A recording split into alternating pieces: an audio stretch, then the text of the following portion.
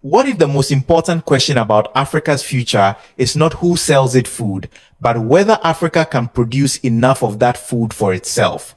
On April 29th, 2026, Burkina Faso suspended rice imports. On the surface, this was an agricultural decision made in Ouagadougou, but beneath it lies a much larger question about sovereignty, economic power, and who controls the necessities of everyday life. For years, Burkina Faso has depended heavily on foreign rice. In 2024 alone, the country imported roughly 868,000 metric tons. Much of it came from India and Thailand. Now the calculation is changing. Under Ibrahim Traore, food self-sufficiency has become a prominent national priority. His government has invested in tractors, irrigation equipment, seeds, fertilizer, rice processing, and efforts to expand domestic production. The suspension of imports, therefore, did not appear out of nowhere. It followed years of attempts to build more capacity at home. And traders thousands of miles away noticed, if Burkina Faso buys less imported rice, exporters must find other customers.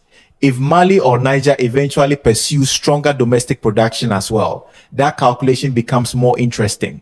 And if the idea spreads much further across Africa, the question becomes larger still. What happens to global food markets when a continent long viewed as a major destination for imported food begins producing and processing more of what its own people consume? That does not mean Africa will stop trading with the world, nor does it mean Burkina Faso has already achieved food sovereignty. There are serious risks, from climate and infrastructure to prices and food availability. But something important is being tested. Can political independence become stronger economic independence when a country gains greater control over its own food supply? If Africa's economic future and the changing balance of global trade matter to you, follow this channel and stay with us. Because this story begins with one decision in Ouagadougou and one grain of rice. But before it ends, it may force us to ask who will feed Africa in the decades ahead and who will benefit when the answer begins to change. For Burkina Faso, the rice question did not begin with an import suspension. It began with a structure that had developed over many years. Consider what happened before a bag of imported rice reached a family in Ouagadougou. Rice could be grown thousands of miles away in Asia, processed there, transported to a seaport, loaded onto a vessel, shipped toward West Africa, and then carried overland into landlocked Burkina Faso. By the time it reached the local market, several international links had already determined whether that rice was available and what it would cost. In 2024, Burkina Faso imported roughly 868,000 metric tons of rice, worth about $137 million. India and Thailand supplied the overwhelming majority of those recorded imports. There is nothing inherently wrong with international trade. Trade allows countries to obtain food efficiently, compensate for poor harvests, and give consumers more choices. The strategic question begins when buying abroad becomes difficult to replace. A restriction imposed by an exporting country can affect supply. Higher shipping costs can affect prices. Currency pressure can make imports more expensive. Conflict or disruption along transportation routes can create another problem entirely. For a country in the Sahel without direct access to the sea, those vulnerabilities deserve attention. There is also the question of where economic activity takes place. When rice is produced locally, the farmer is only the beginning. Someone transports the harvest, someone stores it, a mill processes it, workers package it, businesses distribute it. Local shops eventually sell it. That does not mean every dollar previously spent on imports automatically remains inside Burkina Faso. Farmers still need equipment, fuel, fertilizer, financing, and other inputs that may come from abroad. But stronger domestic production can give the country something more valuable than a simple reduction in imports. It can give Burkina Faso more options, and that distinction matters. Food sovereignty does not have to mean refusing to trade with the world. It can mean reaching the point where international trade becomes a strategic choice rather than an unavoidable dependency.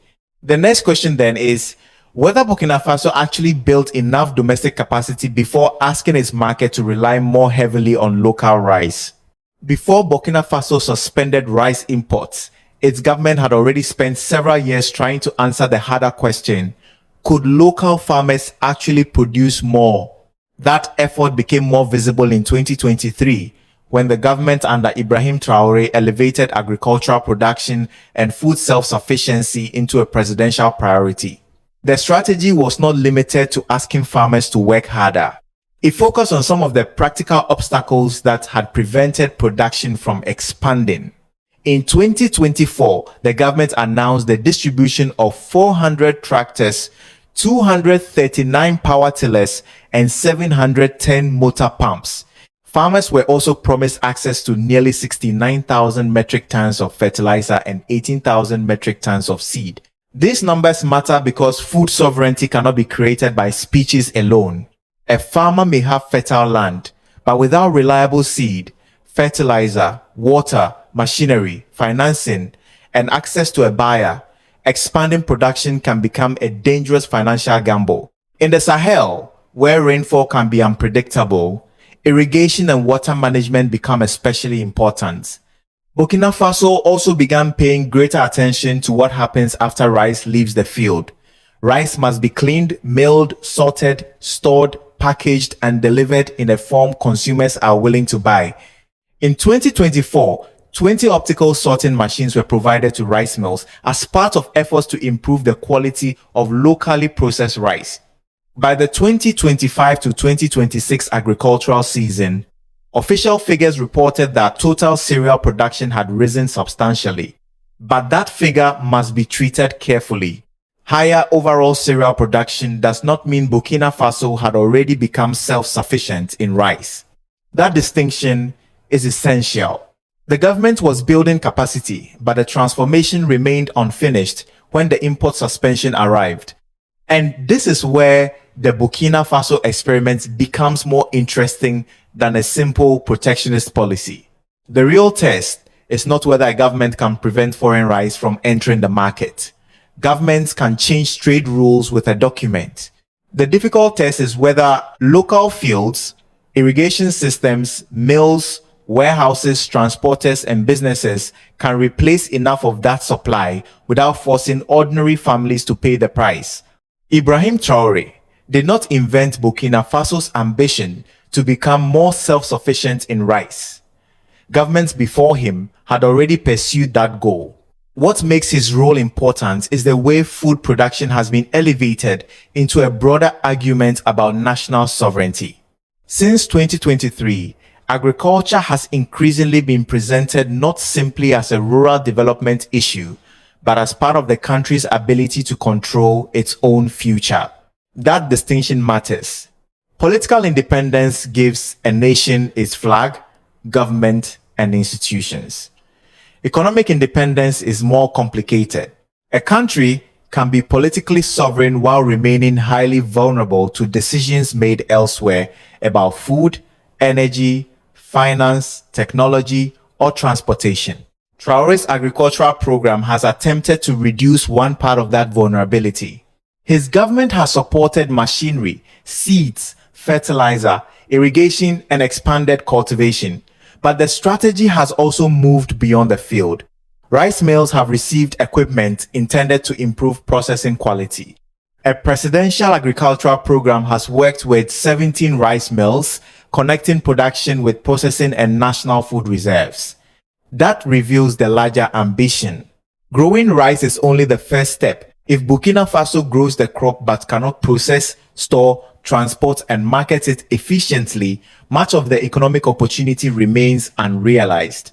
Traore has also spoken about moving agriculture beyond subsistence production. That is important because sovereignty cannot depend permanently on government assistance. Farms eventually need to become productive businesses capable of supplying consumers at competitive prices. This is where admiration for a leader must give way to measurable results. Traore should not be judged simply by the number of tractors distributed or speeches delivered. The deeper test is whether farmers become more productive, whether local rice becomes more competitive, whether consumers can afford it, and whether the system can survive beyond one government. That is why the rice decision represents a genuine political experiment. Traore is attempting to connect national sovereignty with productive capacity. But history will not determine whether that experiment succeeded by examining the announcement from Ouagadougou.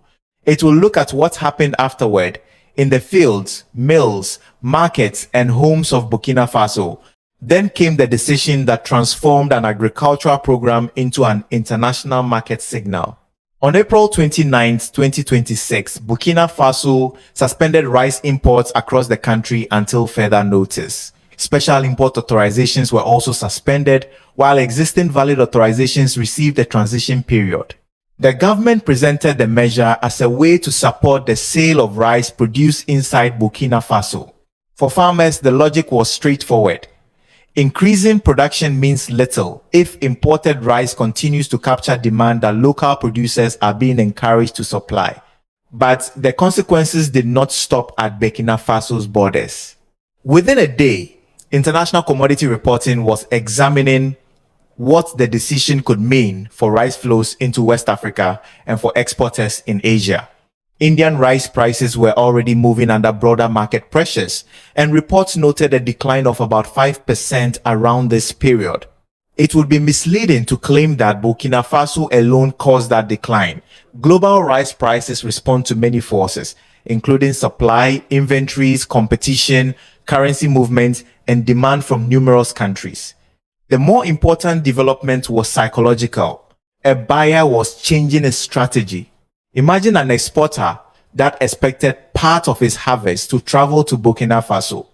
If that demand falls, the rice does not disappear. The exporter must store it longer, reduce margins, find another buyer, or compete more aggressively in another market. One country may be manageable. Several countries making the same transition would create a different calculation. That is why the real warning from Ouagadougou is not about the rice Burkina Faso stops buying this year. It is about what other governments might decide after watching the experiment. For decades, exporters could reasonably expect rising African populations and changing diets to create enormous future demand. But what if part of that future demand is increasingly supplied by African farmers themselves? India, Apple, Pakistan, Vietnam, and other exporters who continue selling rice around the world.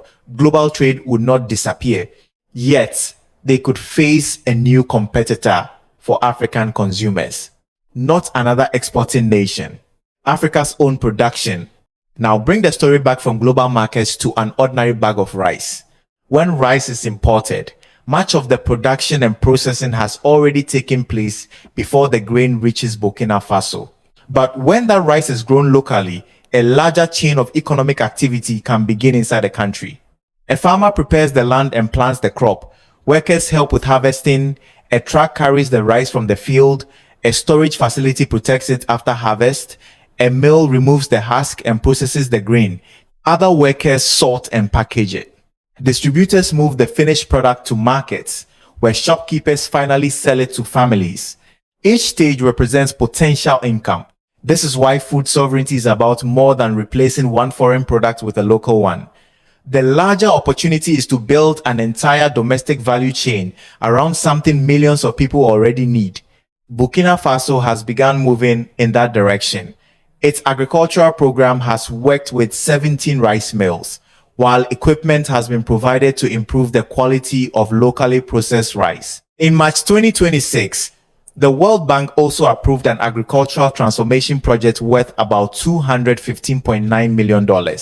Rice and corn are among its priority value chains, alongside efforts to improve productivity, processing, market access, technology, and private investment. This also reveals an important reality. Economic sovereignty does not mean refusing outside capital, knowledge, or technology. Burkina Faso can seek greater domestic control while still cooperating with international partners when that cooperation strengthens productive capacity. The real question is who captures the value after the investment is made. If farmers grow more rice but processing remains weak, opportunity is lost. If mills improve but transportation fails, markets remain disconnected. If production rises but consumers cannot afford the final product, the policy has failed the people it was meant to serve. Success therefore requires more than a larger harvest. It requires connecting the field to the mill to the market, and the market to the family table. And if Burkina Faso can make that chain work, the next question becomes unavoidable. What happens if its neighbors begin building similar chains? Now, widen the map. Burkina Faso is not acting in a political vacuum. Together with Mali and Niger, it forms the Alliance of Sahel states. All three countries face difficult security conditions, climate pressure, infrastructure gaps, and the disadvantages that come with being landlocked. Yet all three also have powerful reasons to think differently about food production. Mali has increasingly emphasized food sovereignty and has taken measures to support domestic agriculture. In 2026, its government reported purchasing more than 26,000 metric tons of rice directly from local producers. The message was important. Farmers do not only need help producing food, they need reliable markets willing to buy what they produce. Niger offers another lesson. The country has agricultural potential, including irrigated rice production in areas such as Dosso and Tillabéri. Yet higher national production does not automatically mean every family has enough to eat. Around 1.86 million people were still estimated to face serious food insecurity in late 2025. That distinction cannot be ignored. Food production and food security are connected, but they are not identical. People can live in a country with a good harvest and still struggle because of poverty, conflict, displacement, high prices, or poor access to markets. This is why an AES food strategy, if one develops further, would need to go beyond growing more crops. Burkina Faso, Mali, and Niger would need stronger storage systems, processing capacity, transportation networks, reserves, irrigation, financing, and trade between their own markets. There is no confirmed common AES policy to eliminate rice imports, and it would be misleading to suggest otherwise. But the possibility deserves attention. If these countries gradually coordinate more of their food production and regional trade, the market signal would become larger than Burkina Faso alone. And that could change the meaning of food sovereignty itself. Instead of three landlocked nations separately trying to protect themselves from external shocks, they could increasingly ask whether regional cooperation might give each of them something they cannot easily build alone. A larger market, stronger bargaining power, and more choices. But the larger African opportunity goes beyond the Alliance of Sahel states. If food sovereignty means every African country closing its borders and attempting to produce everything alone, the idea quickly becomes impractical. Climate, soil, water, technology, and agricultural capacity differ too greatly from one country to another. A more powerful model is regional. Africa can produce more of its food, process more of that food inside Africa, and trade more of it between African countries. That idea is already visible in the African Union's agricultural strategy for 2026 through 2035. Among its ambitions is increasing agricultural and food production across the continent by roughly 45% by 2035. The African Continental Free Trade Area could become another important part of that transformation by making it easier for African producers to reach African consumers. Imagine the difference. Under the traditional model, rice may travel from an Asian farm to an Asian processing facility, then to a port, across an ocean, through another African port, and finally hundreds of miles inland. Under a stronger regional model, more food could move from an African farm to an African processor and then into another African market. That does not eliminate international trade. It changes who participates in the most valuable parts of the chain. A farmer with access to a larger regional market has more reason to expand.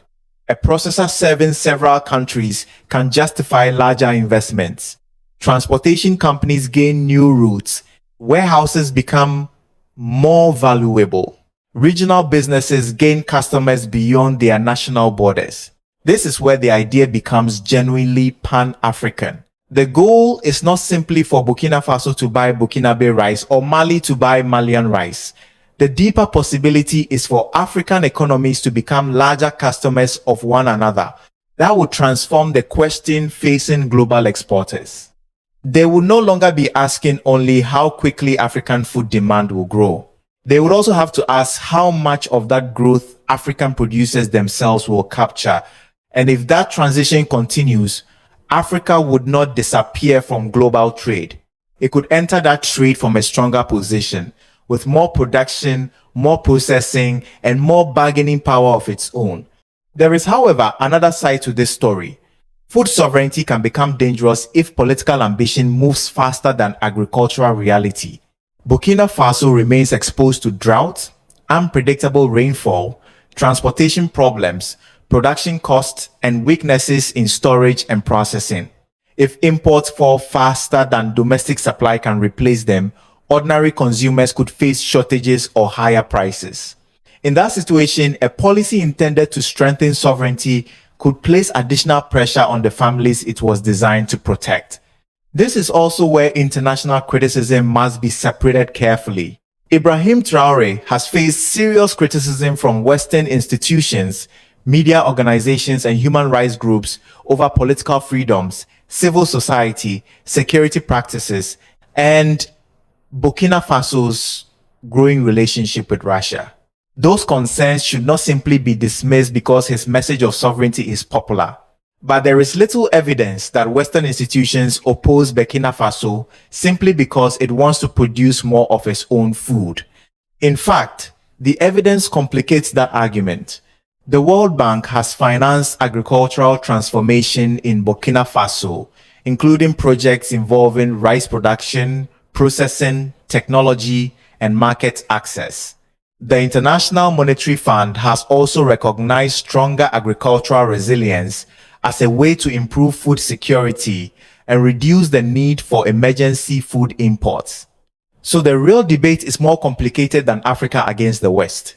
A government can pursue greater economic sovereignty and still deserve scrutiny over governance. Western institutions can criticize Traore politically while supporting agricultural development economically. Both realities can exist at the same time. And Burkina Faso's experiment should ultimately be judged by results. Does production continue rising? Can local rice compete in quality and price? Are farmers earning more? Are national reserves becoming stronger? Can families still afford the food they need? Those questions matter more than political slogans from either side. Because sovereignty is meaningful only when it improves a nation's ability to withstand shocks while protecting the people whose lives depend on the decisions made in its name. The lesson from Burkina Faso is not that one import suspension can suddenly make a nation sovereign. Real food sovereignty is built slowly through productive farms, reliable irrigation, better storage, competitive processing, affordable prices, and markets that reward the people doing the work. That is also the lesson for other African nations. Build capacity before restricting imports. Measure success by harvests, prices, farmer incomes, food reserves, and jobs rather than announcements. Produce strategically instead of trying to produce everything. And remember that buying African will only become sustainable when products made in Africa can compete in quality, price, and reliability. Regional cooperation matters as well. Burkina Faso cannot escape geography, neither can Mali or Niger. But stronger trade across West Africa could turn geography from a limitation into an opportunity. The same principle applies more broadly through the African Union and its efforts to strengthen production and commerce across the continent.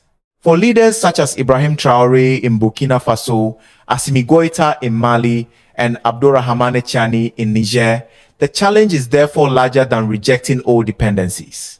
It is building institutions and productive systems capable of replacing them. That is especially important across the Sahel. The future does not have to be defined as Africa against France, Africa against Asia, or Africa against the wider world? The more important question for African news is whether African countries can cooperate with the world from a position of greater capacity and choice. And that brings us back to one decision in Ouagadougou. If Burkina Faso succeeds, the world will not stop selling food to Africa. But exporters may discover that Africa is becoming a stronger competitor for its own consumers. If that idea spreads, the grain of rice becomes something larger. It becomes a test of whether political sovereignty can be supported by economic capacity. So ask yourself this: should Africa's future depend on becoming better at importing what it needs, or on gaining enough productive strength that importing becomes a choice? Share your view respectfully and follow this channel if you want to continue examining the decisions reshaping Africa. Because the most important change may not be the ship that stops arriving. It may be the African field that finally produces what replaces it. We sincerely appreciate your time and support. Every video on this channel is carefully researched, thoughtfully written, and meticulously edited by our dedicated team. We don't rely on automated production or shortcuts to create our content. Every story, every visual, and every detail is crafted with genuine care, passion, and a commitment to bringing you meaningful, high-quality videos.